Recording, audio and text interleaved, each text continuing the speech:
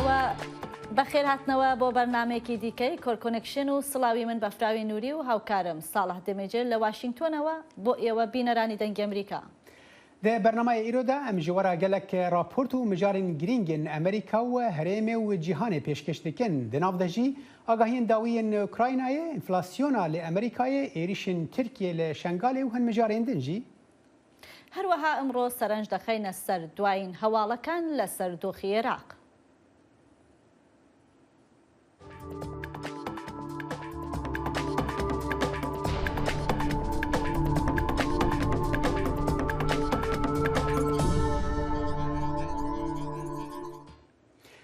سروک امریکا جو بایدن ده مهابه تیرمهد گر خوی روجلات ناوین ده به ولی عهد عربستان السعودی محمد بن سلمان را بجه و کته دیتن وکو شکاندنا سوزا هلمتاوی سروکتی کته ده گوتبو ده بهل عربستان السعودی به ولاتکی ندا خواست کری. هفته که پشتی ورگرتنا بایدن سروکتی امریکای وی سیاست امریکای لدور عربستان السعودی گوهرت و هلوستک تند لسر روشا مافین مروان لور دا به تایبتی پشتی کشتن و پارچه کرنا روزنامه وان واشنطن پست جمال خاشقجی ل ترکیه د سال 2018 دا استخبارات امریکا گوت کو دست میرد کشتن ده هيا و حکومت عربستان السعودی دست وردانوی رد کرد. پیفدار وزارت دروی امریکا نید پرایس روجا سشم د کنفرانس که روزنامه وانی ده گوت مجارا مافن مروان هر دم لسر ماسه و کوشکا سپی دبیجه هل وسط بايدن لدور عربستان السعودي نهاتيه گوهرتن. ئەندامێکی لێژنەی لێکۆڵینەوەکان بۆ ڕووداوەکەی هێرشکردنی سەر کۆنگرێز لە 6 مانگی یەکدا ئەمڕۆ سێشەمە ڕایگەیان دانیشتنی داهاتووی ئەو لێژنەیە لە پێنجشەمەدا تیشک دەخاتە سەر هەوڵەکانی دانۆڵد ترامپ سەرۆکی پێشووی ئەمریکا بۆ فشارخستنە سەر مایک پێنس جێگری سەرۆکی پێشووی ئەمریکا بۆ هەڵوەشاندنەوەی ئەنجامی هەڵبژاردننی سەرۆکایەتی ساڵی 2020. لە ڤیددیوەکی تازە بڵاوکراوەدا لیسچینی لە ئەنجومەنی نوێنەران گوتی دانیشتنەکەی ڕۆژی پێنجشەمە تیش دەخاتە سەر هەوڵە بێوچانەکانی ترامپ بۆ ڕازیکردنی پێنس بۆ ڕێگریکردن لە ژماردنی دەنگەکانی هەڵبژاردننی سەرۆکایەتی. ئەو دەڵێت ترامپ لەگەڵ پارێزەر جان ئێستمن و کەسانی دیکە پلانی هەڵوەشاندنەوەی هەڵبژاردنەکەیان داڕشت بوو. ڕۆژی دووشەمەش ترامپ دانیشتنەکانی بەگاڵتە جارانە و خیانەتکارانە ناوبردوو بانگەشەکانی پێشووی دووبارە کردەوە. سەرۆکی پێشوو کە بیل لە کاندیدکردنی دووبارەی خۆی دەکاتەوە بۆ کۆشکی سپی بەرگری لە هێرشەکەی سەر کۆنگرس کرد. سرکرده کۆماری سیناتۆیا ئەمریکا میچ مکانل ڕۆژا سێشەمێ گوت کۆ ئەو ژێ چارچوەیە پرۆژە بریارە توندتیژیە چەکان یا ئالیە دوو پارتیان ده کۆ دەستپێکا vê هەفتەیە هاتە ئەشکەرەکردن رازیە و دێ دەنگ بدە ئەگەر تشتێکی بنگەهین تێدا نەیە گوهارتن. سیناتۆر کریس مۆرفی سەرکردەی دەموکرات پرۆژە بریارێ ده ji ڕۆژنامەوانە را گوت barê giran qediya. پشتگیریا مکانل هێزەکە گرینگە ji bo گروپەکە mezina qanûndanerên her du partiyaniyen ku têda çaverêkirin piştgiriya proje biryarê bikin. Proje biryarê pêwîstî bi 6 dengî ji 100 dengên sînatoyê heye. Di encama komkujiya meha borî de li dibistaneke seretayiya Uvalde Texasê û bazareke Buffalo ya New Yorkê ev proje biryar ji pêşniyarên ku ji hêla serok Joe Biden و دموکراتیان و هاتنە پێشکەشکردن پڕ کێمترە. نرخی کرێی هێڵەکانی فڕۆکەوانی لە ئەمریکا لە مانگی یەکەوە بە ڕێژەی 47% بەرزبوونەوەی بەخۆی و بینیوە و تەنانەت نرخەکان بەرزترە لە پێشپەتاکەش و ئەمەش ڕەنگە ببێتە هۆی خاوبوونەوەی گەشتەکان و فرۆشتنی بلیتی گەشتەکان. کۆمپانیای توێژینەوەی ئەدۆبی دیجیتال ئینستایز ئەمڕۆ سێشەمە ڕایگەیان کڕینی بلیتی گەشتە ناوخۆیەکانی ئەمریکا لە مانگی 5دا بە بەراورد بە مانگی 4 بە ڕێژەی 2.3% دابەزیوە و دەڵێت بەڵام بەهای ئەو فرۆشتنانە بە ڕێژەی 6% بەرز بووەتەوە و گەیشتوەتە 8.3 میلیارد دلار. ئەمەش بەهۆی بەرزبوونەوەی نرخەکانەوە. نرخی گەشتەکانی ئەمریکا لە مانگی 5دا بە بەراورد بە ساڵی 2019 بە ڕێژەی 30% زیادی کردووە. کاربەدەستانی هێڵی ئاسمانی دەڵێن دوای 2 ساڵ بەسەر پەتاکەدا خواستەکان بۆ گەشتکردن زۆرتر بووە و سەبارەت بە نرخەکانیش دەڵێن پێویستە نرخەکان بەرز بکەنەوە چونکە سوتەمەنی فڕۆکەکانیش بەرز بووەتەوە. یدکا فدرالیا امریکا دی روجا چهارشنبه بریارا خویا لسر گرا نویا زیدکرنا رژه فایزه راگهینه که ته پیشبینی کرن جه سال 1994 و مزنترین بلندبونا رژه به پشتی جوینا دو روجی یا گریدای سیاستا دراوی دمکی دا که امریکا به انفلاسیون خواه یا هری خراب جه 40 سالی و روبرو بویه بازار لبنده که رژه فایزه یا تند جهلا فده و زیده ببه گلک بانکین پیشنگ و بانکین و برهنان دناو دجی جی پی مورگن چیس و والز فارگ بانک لبنده نکو فد 175 خالین بنگهین رژه فایزه زیده بکه دا که ری لبر زیده بنا انفلاسیون بگیره هر دوی درباره ده انفلاسیون هری بلند جه 40 سالی و باندوری ده سر حساب امریکیانیان که جبو دمین تنگ راکربون راپرسیه که نو دیار دکه که جسادی 67 امریکی پرین خوین که دابون سرهف جه دست دن ده انجام بهابونا کلو پلانده. پلی گرانبوونی شتومە کە لە ماوەی 40 ساڵ داوێنەی نەبووە وای کردووە لە پاشەکەوتی خەڵکی ئەمریکا کەم بێتەوە. ڕاپرسیەکی نوێ دەریخستووە کە 67% خەڵکی ئەمریکا بۆ قەرەبووکردنەوەی گرانبوونی شتومەک پەنا بۆ پارەی پاشەکەوت دەبن. هەڵبەت پاشەکەوتەکان لە کاتی پەتاکەدا بەرز بوونەوە. بەشێکیش لەبەرەوەی خەرجکردنی پارە لە هەندێک ڕۆوە سەختتر بوو. بەڵام ئێستا ڕێژەی پاشەکەوتکردن لە سەردەمی پەتاکەش نزمتر بوونەوە. ئاماژەیەکی تری گرفتەکان ئەوەیە کە قەرزی کارتەکانی بانکیش پلیان بەرز بوونەوە. ئێستا بەکارهێنانی خەرزی بانک زۆرتر دەبینین چونکە خەڵک هەوڵ دەدەن ڕێگەیەک بۆ پڕکردنەوەی ئەو بۆشاییە بدۆزنەوە کە لە بودجەی پاشەکەوتی خانەوادەدا هەیەە. ئەوەش مەترسی هەیە چونکە لە هەمان کاتدا کە قەرزەکە زیاد دەبێت هاوکات خۆت دووچاری بەرزبوونەوەی بەهای کاڵاکان بوویتەوە. لە نیویۆرک بازارەکانی دراوی ئاماژەکانی نوشستی ئابووری و هۆشداربوونەوەی بەرچاو دەدەن. بازاری سام و سەنەدی ناسراوی SOP 500 کە زۆرتر پشتی بە پلانی پاشەکەوتی خەڵک بۆ سەردەمی خانەنشینی بەستووە ڕۆژی دووشەمە تاپلەی 20% بەزی. ئێستا بانکی ناوەندی ئەمریکا دەتوانێت لە کاتی بەرزکردنەوەی ڕێژەی سووددا دەست لە ڕێبازی بەرزکردنەوەی خۆی هەڵبگرێت کە ئێستا پێی وایە دەبێت بە شێوەیەکی لەسەرخۆ بچێتە پێش. ئابووریزانان وای پێشبینی دەکەن کە سیستمی بانکی ناوەندی ڕێژەی سوود بۆ سەروی 3.5% بەرز بکاتەوە کە ئەمە لەوە تا 1994 زاینەوە هەرە بەرزترین ڕێژە بووە.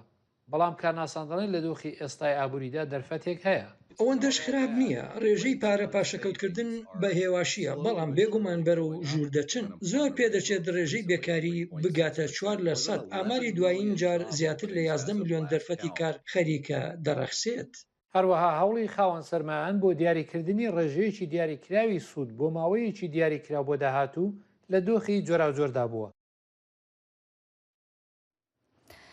بەڕێوەبەرایەتی بایدن بڕیارە ئەمڕۆ ڕێژەی قازانج لەسەر قەرز بەرز بکاتەوە و دەوترێت لە ساڵی 1994 ئەمە بەرزترین ڕێژەیە کە ئەمریکا بەخۆیەوە دەبینێ. بۆ زانیاری زۆرتر لەسەر ئەم هەنگاوی حکوومەتی ئەمریکا دەڕۆمە لای هاوکارم دەخیلی شەمۆ کە بە شێوەی ڕاستەوخۆ لەگەڵماندایە.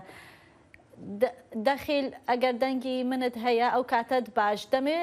دەخیل بزانم بەرزکردنەوەی ڕێژەی قازانج کاریگەریەکانی چی دەبێت لەسەر کۆمەڵگەی ئەمریکا و هەروەها دەمێ بزانم ئایا بەرزکردنەوەی ڕێژەی قازانج لەسەر قەرزەکان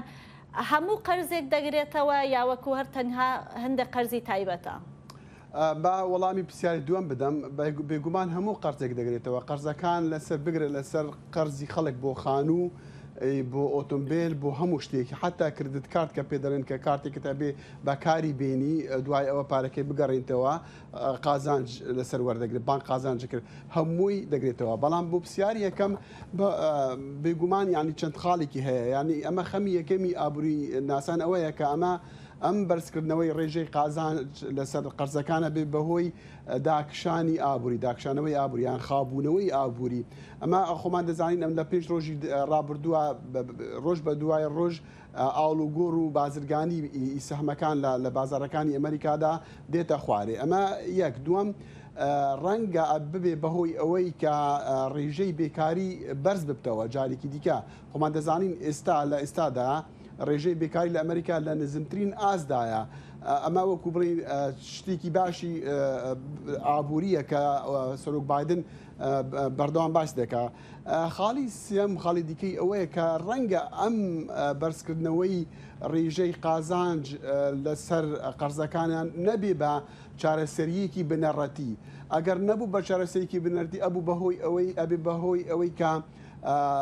وەکو بڵێن هەڵاوسان بگاتە ڕێژەی ساڵانی 2009 کە نزیک بوو ئەوە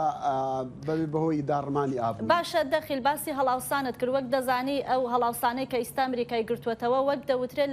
لە 40 ساڵی ڕابردوودا بێوێنەیە. هەنگاوی بەڕێوەبەرایەتی سەرۆک بایدن چییە؟ یعنی لە داهاتوودا بۆ دابەزاندنی ئەو هەڵاوسانە لە ئەمریکا؟ ئەو بڕیارەیە کە ئەوڕۆ ڕەنگە ڕابگەێنرێک ئەوەی شە بەرزکردنەوەی ئەم ڕێژەیە 0.75 لە سەدا. خاڵی دووەم ئەوەیە سەرۆک وەکو لە هەواڵەکانمان لەگەڵەوە بیستمان سەرۆک بایدن مانجی داهاتوو سەردانی عەربستانی میرنشینی عەربستانی سعودی دەکا. بێگومان مەبەستی ئەوەیە کە داوا بکا کە ڕێژەی دەرهێنانی نەوت و ئەوانە بەرز بگرێتەوە و بگاتە بازارەکانی ئەمریکا کە خۆمان دەزانین ئێستا بۆ نمونە نرخی پانزین و نرخی سوتەمەنی و وزە لە بەرزترین ئازدەیە دیسە ئەویش یانی شتێکی زۆر خراپە بۆ ئابووری. ئەمە ئەوەیە کە وەکو چۆن ئەم بابەتی زیادبوونی نرخی نەوت و سوتەمەنی ڕاستەوخۆ کاریگەری هەیە لەسەر ئابووری ئەمریکا. خاڵێکی دیکە پێم وایە حکوومەتی بایدن هەوڵ ئەدا یارمەتی ئەو کەمپانیانە بداتن بوو ئەوەی کە پێدەڵین گواستنەوە و گەیاندنی پێداویستیەکانی سازکاری لە ئەمریکا و لە هەموو شوێنی تری دنیا ئاسانتر بکرێت. ئەمە ئەبن بەهۆی ئەوەی کە تا ڕادەیەک ئەم بابەتەیان ئەم کێشەیە چارەسەر بکرێت. باشە دەخیل وەک پرسیاری کۆتایی دەمەوێت بزانم وەک دەزانی هەڵبژاردنەکانی میتێرمی ئەمریکا بەڕێوەیە ئەم هەڵاوسانە وەک دەزانی با بڵێن پرسی ئابووری پرسێکی گرنگە لە کۆمەڵگەی ئەمریکادا و ڕەنگە ئاراستەی هەڵبژاردنەکانیش لە ئەمریکا بگۆڕێ. بەو پێیە پێ دوای ئەم هەڵاوسانە تا چەند کاریگەری بێت لەسەر هەڵبژاردنەکانی با بڵێن کۆنگرێز یان میترمی ئەمریکا؟ کاریگەری ڕاستەوخۆ و یەکەم دەبێت چونکە هەموو جارێ ئابووری بابەتی یەکەمی هەڵبژاردنەکانی ئەمریکا بووە. ئێستا ئەگەر ببینین لە راپۆرتەکەشدا کە هاتووە 67% لە ئەمریکیەکانە پاشکەوتی خۆیان باکاردێن بۆ ئەوەی بتوانن پێداویستەکان بکڕن. ئەمەش بابەتێکی گەورەیە بۆ ئەمریکیەکان و ئێستا دەبینین گرانیش لە 8.6 لە ساڵی پار زیاترە. بێگومان کۆماریەکان ئەم بابەتە زۆر باش بەکاردێنین بۆ ئەوەی بڵێن ئەمە هەمووی خەتای سیاستەکانی ئۆبامایە ببورن بایدنە بۆیە بەکاردێنن لە هەڵبژاردنەکانی داهاتوودا بە بێگومان چووکە وەکو گوتم ئابووری هەمیشە بابەتی یەکەمی کەمپێنی هەڵبژاردنەکان. زۆر سپاس دەخیلی شەمۆ هاوکارمان لەگەڵ بوو بە شێوەی ڕاستەوخۆ. سەرچاو. سەرۆکە ئەنجومەنە نونەرانە ئەمریکای نانسی پیلۆسی ڕۆژە سێشەمێ لە واشنگتنێ ji بۆ ئەنداما نویا کۆنگرسێ کانی کۆنوەی مەراسیمێک سۆندخواردنێ لە دارخستە. کۆنوەی کورسیا ناوچەیە 22 یا کالیفۆرنایە ji بۆ دەما ماییە 170 یا کۆنگرسێ تژە دەکە. پشتی کۆنونەرێ بەرێ دەڤین نانس ئەو ڤالا هێشت ji بۆ برێڤەبرنا پلاتفۆرما مەدیا جڤاکییا سەرۆکێ بەرێ دۆنالد ترامپ یا بناوێ ترو سۆشل. کۆنوەی دێ بە قاسی 6 مەهان کورسیا نۆنسداگرە ji ber ku dema wê heta 3 çileya 2023 didome. تام ڕایز نوێنەری ئەمریکا لە کارۆلینای باشوور دوای ئەوەی دەنگیدا بە لێپێچینەوە لە دانۆڵد ترامپ لەسەر ڕووداوەکەی شەشی مانگی یەک لە هەڵبژاردننی سەرۆکۆماریدا بۆ کۆنگرس هەڵبژاردننی سەرەتاییدا بۆ کۆنگرس دۆرخرایەوە. ئەو یەکەم کەسە لە کۆی داهکۆماری خوازی ئەنجومەنی نوێنەران کە دەنگیان بە لێپێچینەوەی ترامپدا بوو بۆ ئەوەی لە هەڵبژاردننی دووبارەدا نەتوانێت سەرکەوێ ڕایز کە 5 خول ئەندامی کۆنگرس بووە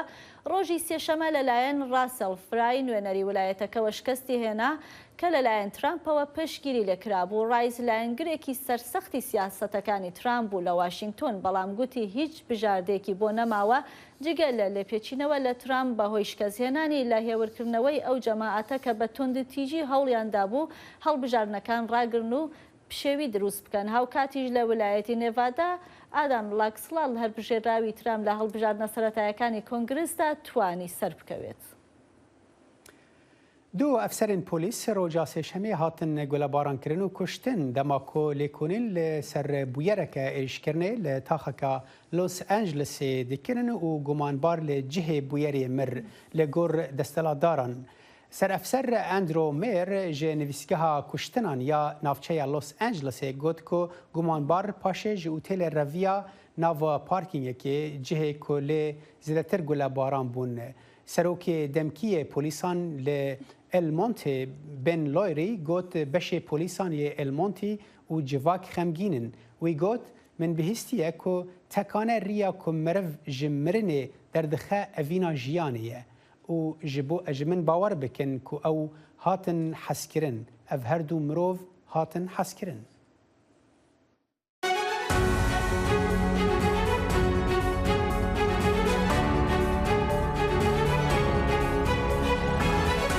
واشنگتن بەنامەیەکی هەفتانەیە لە بەشی کوردی دەنگی ئەمریکاوە ئامادە و پێشکەش دەکرێت. من بەڵێن ساڵح هەموو ڕۆژانێکی هەینی لەگەڵ پسپۆراندا تاوتوێی گەرم و گورتترین بابەتی ڕۆژ دەکەین لە پەیوەندی بە سیاسەتی دەرەوەی ئەمریکاوە. لەگەڵمان بن.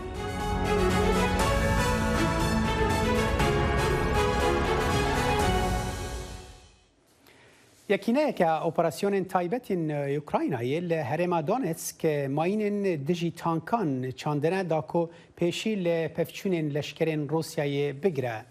Endamên yekîneyê roja sêşemê pelên qalindên daran bi kar anîn da ku pêşketina xwe li rîyên qirêj di nav daristanê da veşêrin. Roj bi roj Rusya li rojhilatê Donbasê yê Ukraynayê bi top û êrişên ezmanî yên bê navber davêje. پێشڤەچوونێکە هێدی لێ دۆمدار دکە ji bo kontrolkirina navenda pîşesaziya Ukraynayê ji ber ku pevçûn niha di meha xwe ya çaremîn de ye şerê Donbasê dikare rêça şer destnîşan bike. لە دوای داگیرکردنی ئۆکرانیا لەلایەن رووسیاوە نرخی وزە و سوتەمەنی و خۆراک لە سەرانسەری ئەوروپادا بە شێوەیەکی بەردەوام لە بەرزبوونەوەدایە. لە ئیتالیا نرخی سوتەمەنی بۆ 2 یۆرۆ بۆ هەر لیترێک بەرز بووەتەوە. میشێل کارۆس سەرۆکی کۆمەڵەی بەکارهێنەرانی ئیتالیا دەڵێت خێزانەکان و بەکارهێنەران بەهۆی بەرزبوونەوەی نرخەکانەوە ناچارن واز لە هەندێک شتی یا واز لە بەشێک لە پشوەکانیان بهێنن یان ژمارەی ڕۆژی پشوەکانیان بەلانی کەمەوە کەم بکەنەوە. بۆستنیاش بە هەمان شێوە نرخەکان تێدا بەرزبوونەوەی بەخۆیەوە بینیوە. بۆ نمونە نرخی زەیتی گوڵە بەڕۆژە لە ماوەی نزیکەی 2 مانگدا 2 هێندە زیادی کردووە. لە کاتێکدا دان بەوەدادەنێن کە شەڕ لە ئوکرانیا کاریگەری لەسەر تێچووی ژیان لە سەرانسەری جیهاندا هەیە، بەڵام جیان لەو هۆکارە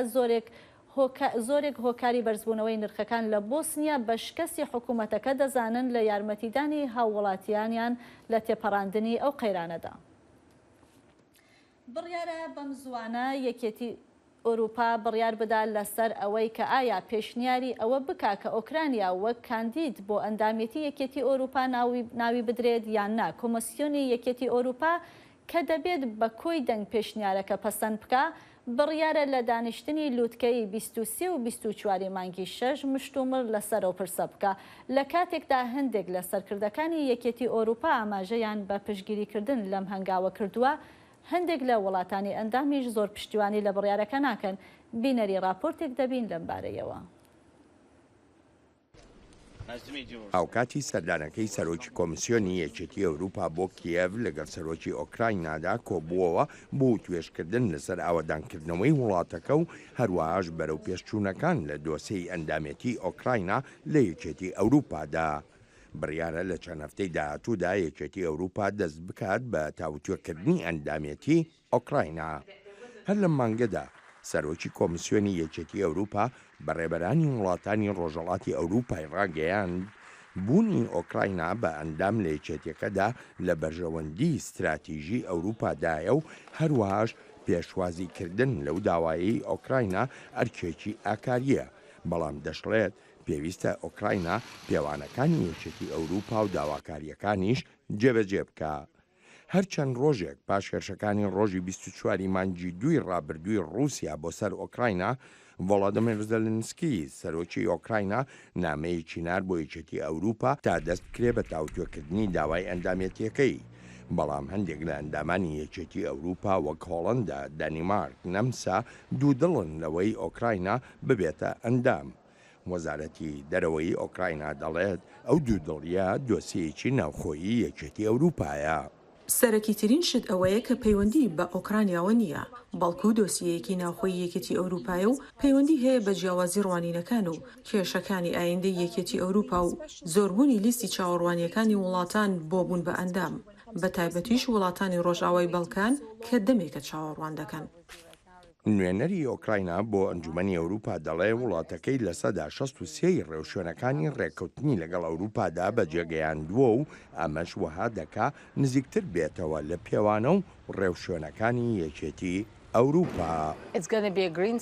ئەمە دەبێت ئاماژەیەکی سەوز بۆ ئۆکراینیا و هەروەها بۆ پرۆژەی یەکێتی ئەوروپا کە لە ساڵانی 50کانەوە دەستی پێکردووە بە ئامانجی یاشتی و پاراستنی یاشتی و هەروەهاش پێکێنانی کۆمەڵە یاشتی. لەبەرەوە چرای سەوز بۆ ئێمە و چرای سەوز بۆ ئەندامەتی وڵاتی زیاتر بۆ پەرەپێدانە و وەک بەرزکردنەوەی کارتی سوورە بەڕووی پۆتندا تا ئیتر نەتوانێت بڵێت لەوێ ئێوەیان ناوێت.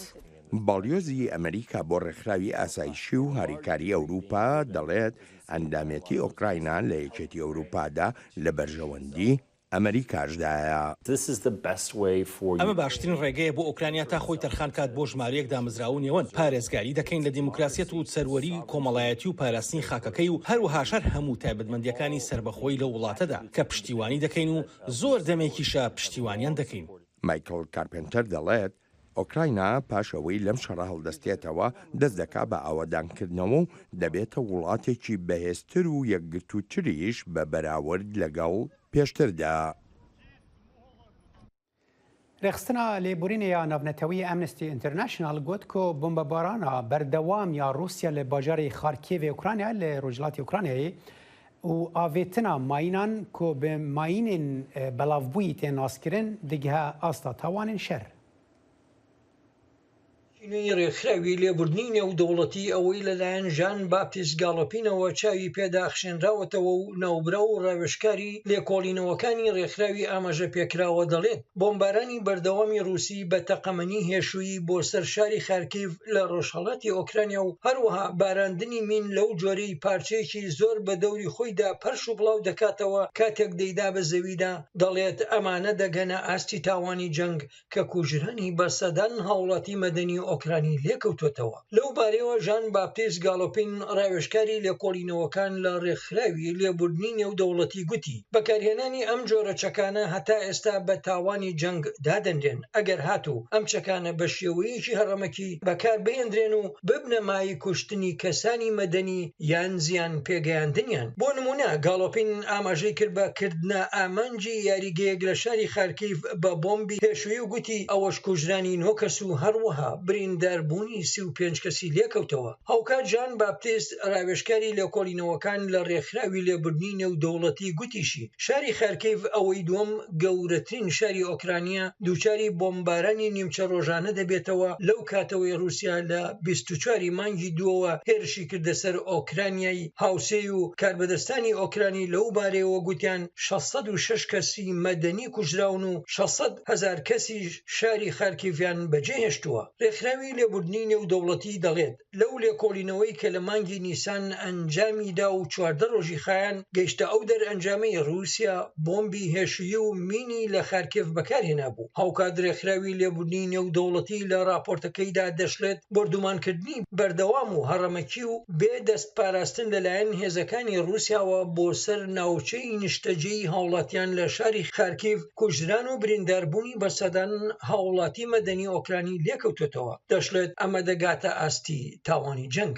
جێی ئاماژەیە مۆسکۆ لە ڕابردوودا کردنە ئامانجی کەسانی مەدەنی ڕەت کردەوە و ئۆکرانیاشی بە ساختەکردن لە بەڵگەکانی تاوانەکان تۆمەتبار کرد. نا رووسیا و نا ئۆکرانیاش ڕێکەوتنامەی نێودەوڵەتیان واژوو نەکردووە لەسەر قەدەغەکردنی بەکارهێنانی بۆمبی هێشووی. هاوکات جان باپتیست گاڵۆپین لە ڕێکخراوی لێبوردنی نێودەوڵەتی و ڕاوێژکاری لێکۆڵینەوەکانی ڕێکخراوی ئاماژە پێکرا و دەشڵێت هێزەکانی ئۆکرانی یاسای نێودەوڵەتی پاراستنی مرۆڤی پێشێل کردووە بە جێگیرکردنی تۆپخانە لە نزیک خانوبەری هاوڵاتیانی ئۆکرانی ئەوەی وای لە هێزەکانی رووسی کرد ئەو ناوچانەی نیشتەجێبوونی هاوڵاتیان بکەنە ئامانج. ڕێکخراوەکە دەشڵێت ئەمەش بە هیچ جۆرێک واتای ئەوە ناگەیەنێت و ڕەوایی و پارسا و ناداتە هێزەکانی رووسی هاوڵاتیانی مەدەنی ئۆکرانی بکەنە ئامانج. زایڵی داهێنان بەرنامەیەکی فەرهەنگی و هونەری بەشی کوردی دەنگی ئەمریکا. من ئاسۆ جەبار لە واشنگتن دیسیەوە هەردوو هەفتە جارێک دەبمە میوانی ماڵەکانتان لەگەڵمان.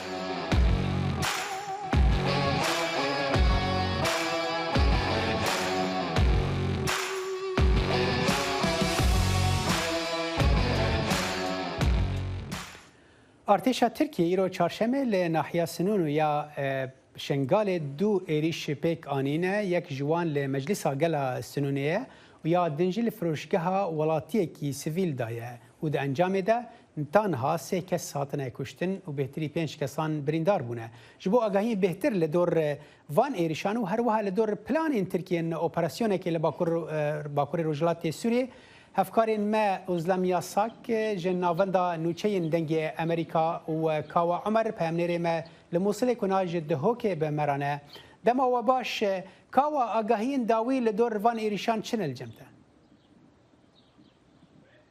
بله دم باش کاک صلاح ایرو دمجمر 12 نیورو گور دم شنگاله فروکین ترکیه دو دربین کوچک ل ناوندا ناحیه سنون دان کو ناحیه سنون د کویته بناری چیای شنگال ل عالی باکور و آرمان جوایا ایکی مجلسا گلبو یا ناحیه سنون کو کرا آرمان جو دیسان در با دوی دکانه که حولاتی که سویل کریه آرمان کو پیداویستین دبستانان یعنی کو پیداویستین مکتبا دفروشیدن و انجام دا وان هر دو ایرشا دا زیادتری 5 حولاتی بریندار بوینه و گرزانیاریت ما حتی نها 3 حولاتی جهاتینه کشتن ایک جوان حولاتیان سنیله اکو تمنوی نابرا 14 حتی 17 سالیه دایه بریندارین سختی هاتینه بریندار کرن و گو هستینه نخوشخانه تلحفر و نخوشخانه موصله. باشه کاوت ریاکسیون جالی عراقی جالی حکومت ناوندی عراقی و تداخویانی ت برپرسان بحثا و ایرشان کری نکری یعنی دنوا خلکی دا چاو بحثا وان ایرشان دبه. بله کاک صلاح بری از بکوامت لایوی داد گل هوا من گل مدیر ناحیه سنونه پیوی لی او گلک او اول گوت جیر آلای کردستان مش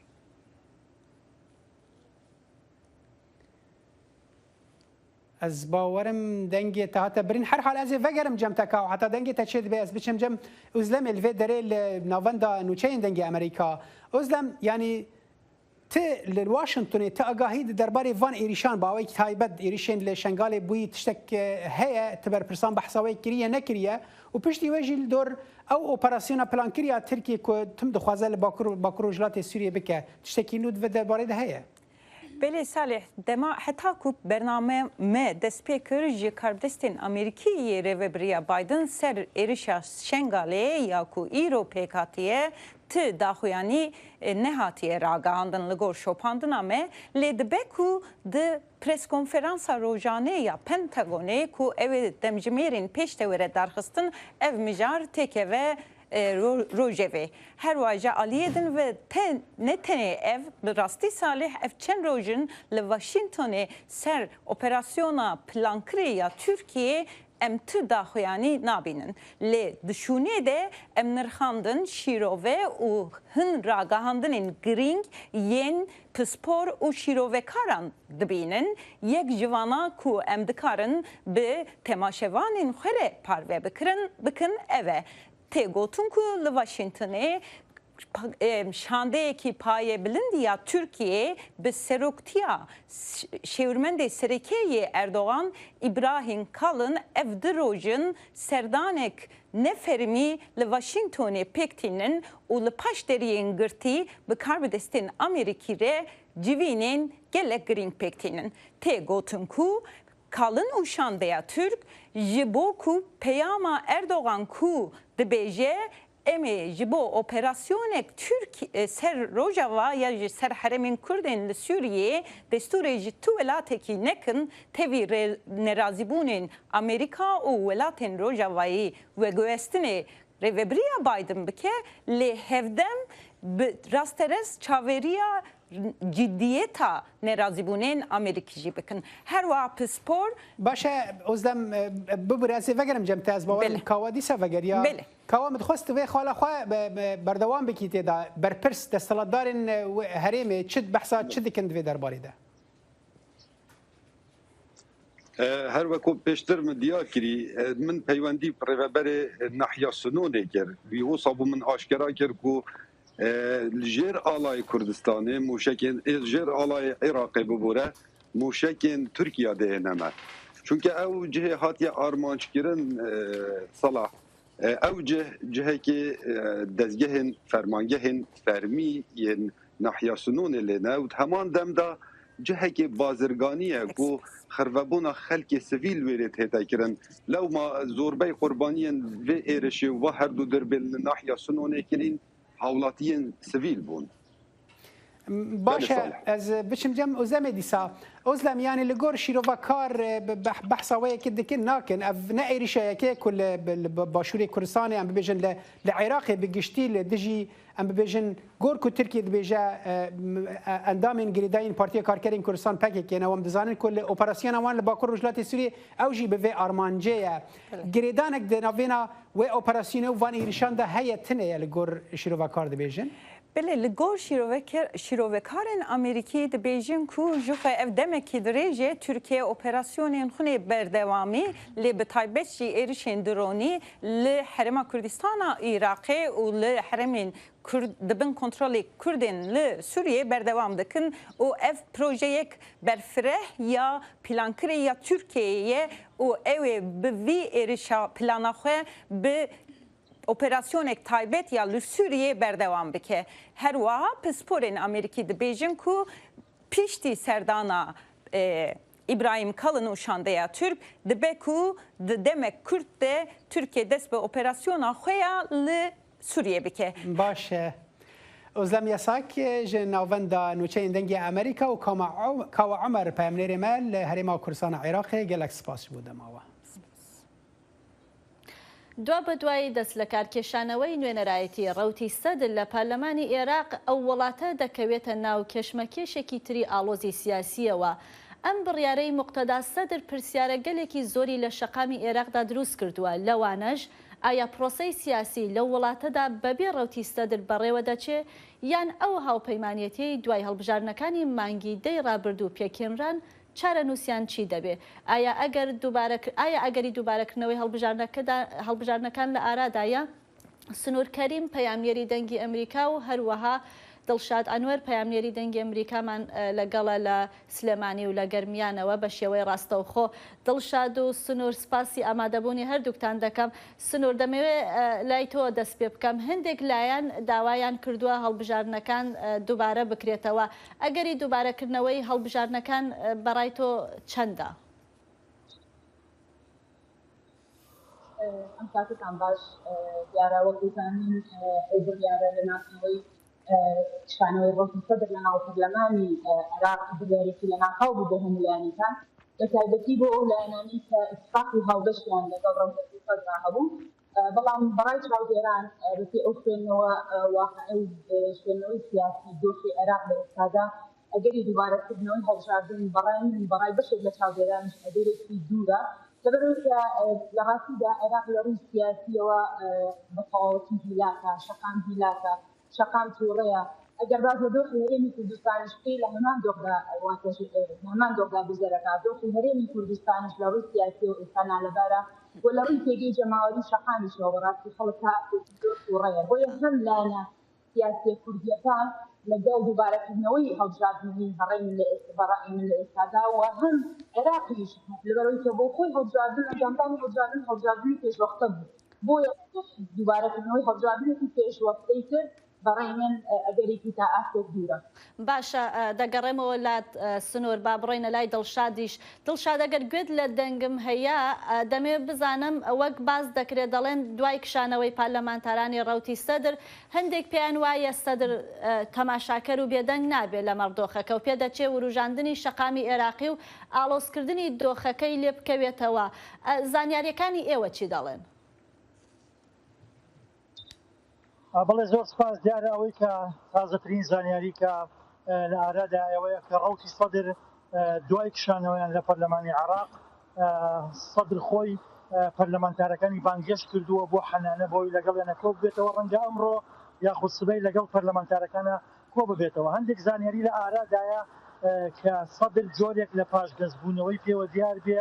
سەبارەت بە کشانەوەی پەرلەمانتارەکانی لە پەرلەمانی عێراق کە خۆتان ئاگادارن لە ڕابردووە سەدر زۆر جار لە حکوومەت کشاوەتەوە و گەڕاوەتەوە، بەڵام ئەمە یەکەم جارە یەکەم ئەزمموی سەدرێکە لە پەرلەمانی عێراق پەرلەمانتارەکانی بکێشێتەوە. بۆیە دەوترێت هەندێک زانیاری هەیە کە ئاماژە بەواکەن کە سەدر جۆرێک لە پاشگەزبوونەوەی پێوە دیارە بەتایبەتێن پاشگەزبوونەوەیە زیاتر لایەن پەرلەمانتارەکانیانەوەی کە پێیان وایە کە ئەمە چۆڵکردنی گۆڕەپانەکەیە بۆ نایارەکانیان و پێیان وایە ئەمە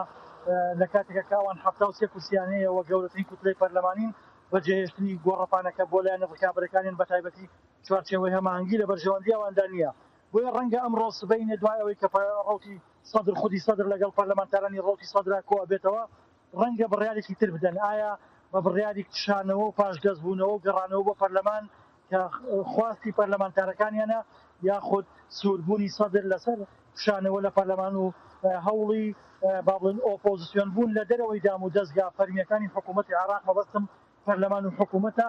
لەم حاڵەتاندا ئەگەری زۆرە ئەگەر سەدر نەکشێتەوە یاخود با بڵێن نەگەڕێتەوە بۆ پەرلەمان ڕەنگە پەنا بباتە بەر وروژاندنی شەقام و ئەنجامدانی خۆپشاندان و خۆپشاندانی ڕەنگە لەم کاتاندا سەدر دەستی بۆ نەوات بەڵکو ئامادەکاریەکە بە دوای مبەڕیر و پاساوە ئاگەڕێ بۆی بتوانێت کە نارەکانی لە قاڵبدا ئەوەی کە هەیە سەدر ئەگەر بکشێتەوە پەشیمان بێتەوە لە بڕیارەکەی بۆ گەڕانەوە بۆ پەرلەمانی عێراق ئەوە بیش گەڕێتەوە بە شێوەیەک لە شێوەکان سەدر لاوازە بێ لەبەرەوەی بۆ کشانەوەکە هیچ پرسی لە هیچ پرسی بە هیچ کام لە پارتی دیموکراتی کوردستان و عەرەبی سوودە نەکردووە. بەڵام ئەگەر نەش گەڕێتەوە ئاماژەکان بۆ ئەوە چونکە ڕەوتی سەدر بە دوای ئەوە بگەڕێن کە شەقام بخرۆشێنن و یاخود بە دوای بیانوە بگەڕن بۆی تەمەنی داهاتووی حکوومەتی داهاتووی عێراق کەم بێت و بتوانرێت هەڵبژاردن جارێکی تر لە ماوەی دیاریکراوە ساڵێک بێ ساڵ و نیوەک بێ ئەنجام بدرێتەوە. ئەوەی کە ڕەوتی سەدری خودی سەدری بە تەواوەتی تووڕە کردووە کۆمەڵێک مۆزوعەیەکە لەو مۆزوعانەوە بووکە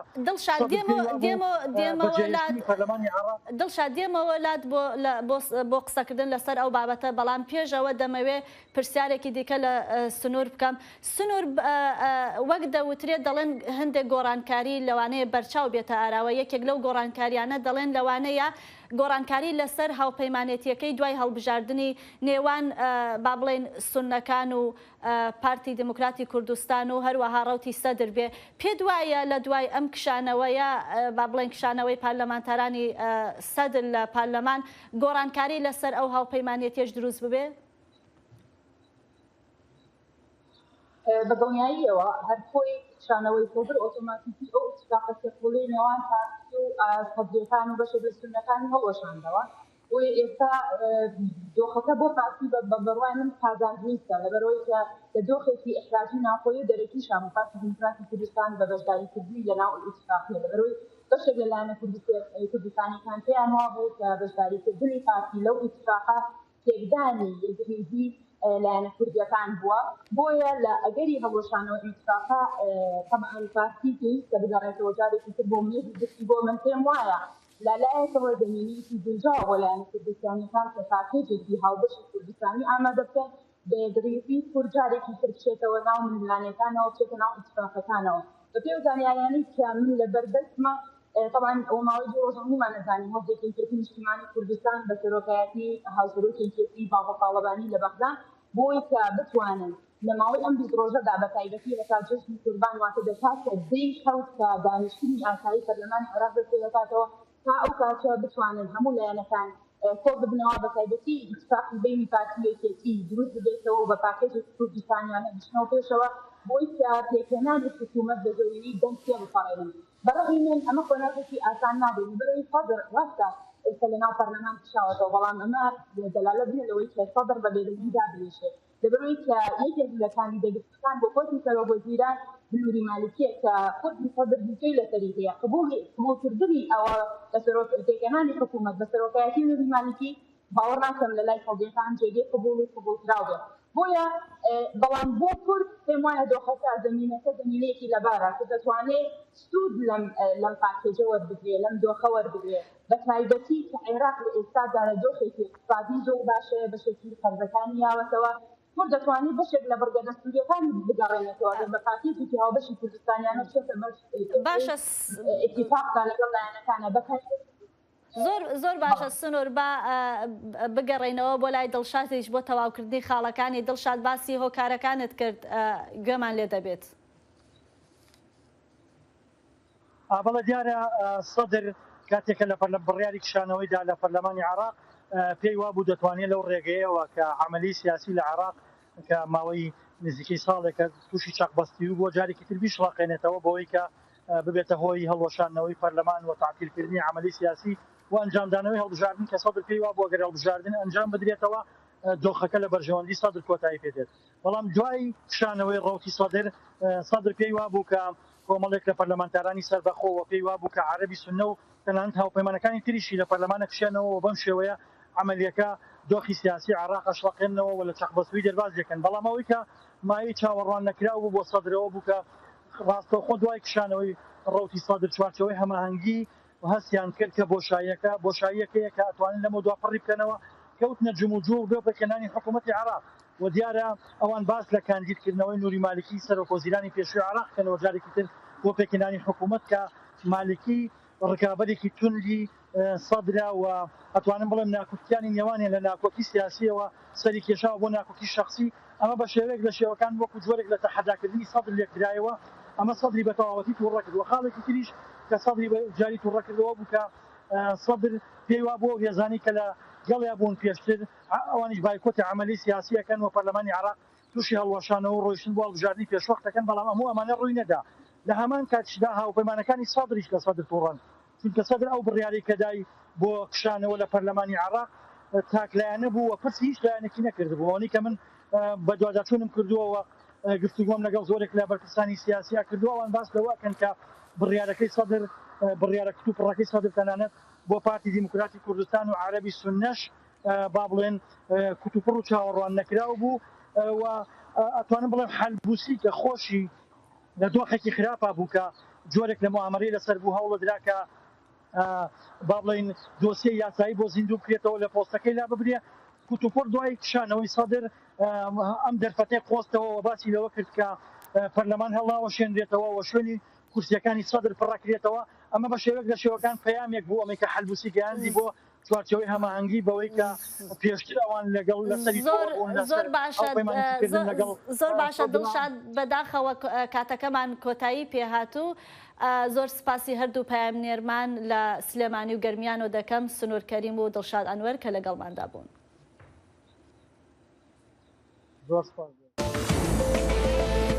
دەنگێ ئەمریکا جافکانیەکە پێباوەریان و چاو ئاگاهیان.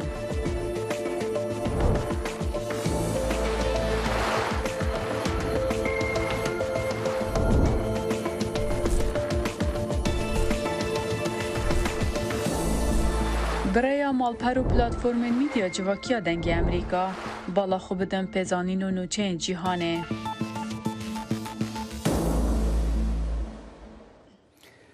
لإسرائيل كانال 12 يعني نوچيان رگهاند كو بوليسين اسطنبول جبو باراستنا ولاتين إسرائيليين كل بايتخت تركيا دمينن أو لكرنا جهين كو إسرائيلي لوين جبو بمصادرة وشوپاندنا تیمین تروریستین ایرانی هفکاری دکن اپراسیون که به هم پادکه راپورت دبیجه د نوا هشیارین بردوام ده کو ایران پلان دکه ایریشی هدف اسرائیل ل ترکیه بکه هزن بروانی اسرائیل بانگ له همو لشکرین ل وی ولاتی دکه کو دمو دست وگرن لگوری نوچین چاپمنی اسرائیل او بانگ له هر کسی دکه کو ل ترکیه دمینن یعنی کارمند لشکرینه و تاول جوی ولاتی وگرن اسرائیل هر وها دستورین پیشروجه بطال دکه و رد ده لشکرین کو به سر یک جفروکخانه ترکیه و دچن آنجی فرینک گریدان دگرن بکه هات را گهاندن کو هری کم هزار اسرائیلی لترکیه بانگین هشیاری ورگرتنه و بانگی ریل بر رواندن گرت لگور ولاتی که اسرائیلی کو گوت او جهولدان که رواندن رزگار بو وەزیری دەرەوەی ئێران ڕۆژی سێشەمە گوتی ئەمریکا دڵنیای کردوونەتەوە کە بڕیارەکەی ئاژانسی وزەی ئەتۆمی زۆر جەوهەری نییە بەڵام ئەمریکا دانی بە هیچ کام لەو بانگەشەدا نەناوە و پێداگری دەکا لەگەڵ وڵاتانی دیکەی ڕۆژاوا گوشار بخرێتە سەر ئێران بۆ ئەوەی وەڵامی نیگەرانیەکانی ئاژانسی وزەی ئەتۆمی بدرێتەوە پێکەوە راپۆرتێک لەم بارەیەوە دەبینی. وەزیری دەرەوەی ئێران ڕۆژی سێشەمە ڕایگەیاند کە ئەمریکا دڵنیای کردوتەوە کە بڕیارنامەیەک لەلایەن ئاژانسی نێودەوڵەتی وزەی ئەتۆمی پەسەندکراوە بۆ سەردانیکردنی تەران ناجەوهەریە و تەنها پێش پەسەندکردنی بڕیارنامەکە لەسەر دەستپێش خەریکی نوێی ئێران ڕێکەوتون ئەو سەرزەنشتەی کە لەلایەن گەلانی ڕۆژئاواوە خراوەتە ڕوو هەفتەی ڕابردوو لەلایەن ئاژانسی نێودەوڵەتی وزەی ئەتۆمیەوە پەسەندکرا باز لەوە دەکات کە ڕێکخراوی چاودێری نەتەوەی گرتوەکان بە شکستی ئێران لە پێشکەشکردنی زانیاری باوەڕپێکرا و ناوی دەبات لەسەر مادە ئەتۆمیەکان کە لە شوێنە ڕانەگەیەندراوەکاندا لە سەرانسەری وڵاتەکەیدا دۆزراونەتەوە.